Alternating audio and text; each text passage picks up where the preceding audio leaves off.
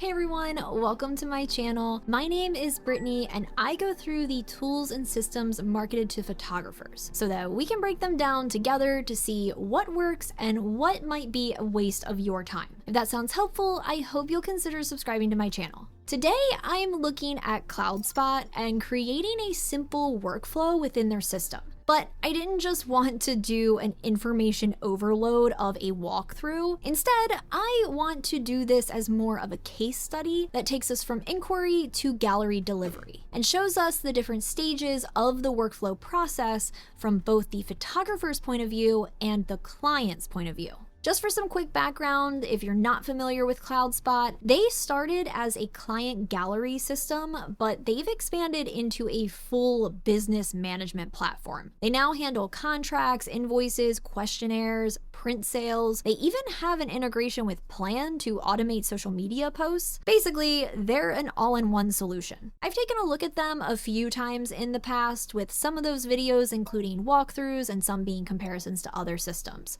So if you're curious to know more about CloudSpot, feel free to check those out. Here's the scenario. I just got an inquiry from Dana for a family session using the lead form that I created in CloudSpot. I'm going to show you exactly how this plays out in CloudSpot for us, then we'll flip to Dana's side to see what her experience is like. And fingers crossed it all goes smoothly. Since I did create my lead form using CloudSpot and then embedded it into my website, Dana's inquiry comes directly to my CloudSpot dashboard, where I can view the details and convert the lead to a project or archive it. We can send an email to Dana right from the lead area, so we can let her know if we're available on that date, give her pricing, and any other information we might want to provide. Now, the thing that isn't super all-in-one is that when Dana replies to our CloudSpot message, it only goes to our email client that we use to sign up for CloudSpot. There's no copy sent to our CloudSpot dashboard, which is a little bit of a bummer. I'd love to see a message center of sorts where we can keep track of what we've sent, when we've sent it, and if there's been replies all in our CloudSpot account. I know that might be a big ask, but I'm dreaming big for this system right now. Once we get Dana's totally enthusiastic reply, we can convert her from a lead to a project and then add all the informational stuff like her contract, a questionnaire, and invoicing to the project. I already preset all the documents up as templates to save some time, but just to give a quick little movie trailer explanation, in a world where document handling can feel like it's a giant monster wave overtaking your boat comes CloudSpot, a system with contract creation that is super easy to adjust and manage, though at times is limited with smart fields. Invoices that can be split as many times as your heart desires and completed in mere seconds. And questionnaire crafting that gives you the freedom to question whatever you want. It's quick, it's painless, and it's honestly kind of fun to use. With all the documents in place, I'm ready to share this project with Dana, so I'll click the Send Project button, review the canned email response from the CloudSpot system, and hit Send. On Dana's end, she'll receive her email, and within that message is a big button directing her to her client portal. This project zone is really well laid out. There's the workflow section that shows Dana the immediate things that need her attention. Then there's a contact area where she can message us if need be. And then below that, there's a more expanded documents area where once she completes something, she can revisit it if she would like. The projects page is really satisfying because the spacing creates a smooth transition between sections. There's some pops of color, but they're all used in a meaningful and informative way. Nothing is overwhelming or pulling Dana's eye in a direction that it should not. Each of our main documents that need to be looked at and completed by Dana are just incredibly simple. Since the contract creation was limited in custom fields, there's nothing Dana needs to fill in herself. She just reads and signs. And the questionnaire, I made it relatively short and easy so that it's able to be done quickly as well. Funny thing about the invoice though is that while it is easy for Dana to visually process the entire document, see the amounts, the due dates, and pay, although I didn't connect my payment provider, so we're not going to see a pay button here. If Dana decides she isn't ready to pay quite yet and clicks the View My Project link up at the top here, the page breaks. The only way to return to the dashboard at that point is to use the back buttons in the browser or close the page and reopen it from the original email. It's quite the bummer that this happens on Dana's end because we never want to give our clients something that has the potential to break. That's annoying for them and could be unprofessional looking for us. Time traveling a little bit, I meet up with Dana and her adorable pup.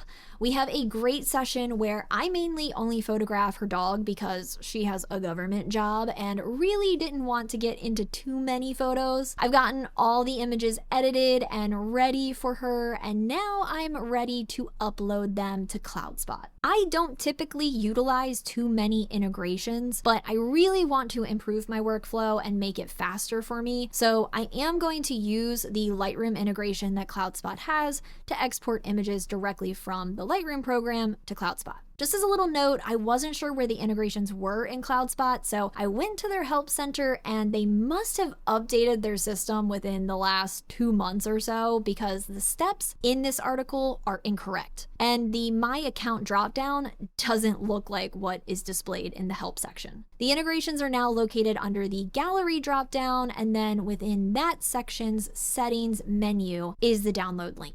The integration itself, once it's brought into Lightroom, is super nice. All the standard settings are included, and once we get our settings done, rename the folder, drag our images into said folder, and then hit publish, the gallery appears in our CloudSpot dashboard, and the images start uploading. I think I'm about ready to hit publish on this guy, but one thing I'm not sure about is where my gallery settings are. I, of course, did see the link for gallery settings, and in there was just some branding stuff, but nothing that was really about the style or look that my clients are going to see. So since I couldn't find it, I just figured I'd move forward with publishing, and then a surprise happened.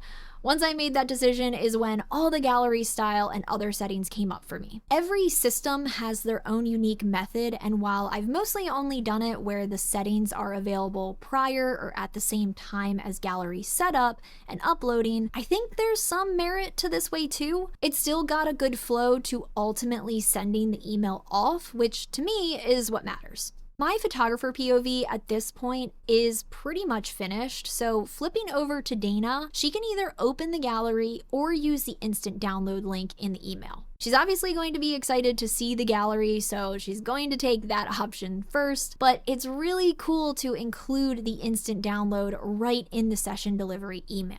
The interface for the album is beautiful and easy to scroll through. There's plenty of options for Dana to make use of, like favorites, downloading, sharing, and shopping. And just as an aside, when a shop uses the client images when showcasing the product, that is an instant win for me. There's also a really cool feature in the shop that allows users to visualize products directly in their space. Dana has an Android though, and the feature only works with Apple iOS. Bit of a bummer, and I'm really biting my tongue right now. Oh, one last piece before I wrap this all up. The favoriting element on the client side is really awesome. They can organize, share, and there's a button for alerting the photographer, which when Dana does that and enters in a message to send, me as the photographer expects to receive either an email or maybe a notification in the CloudSpot dashboard. But I never got one. I checked my email, I checked the analytics dashboard, the gallery settings, the preset area, the dashboard, the notification dropdown,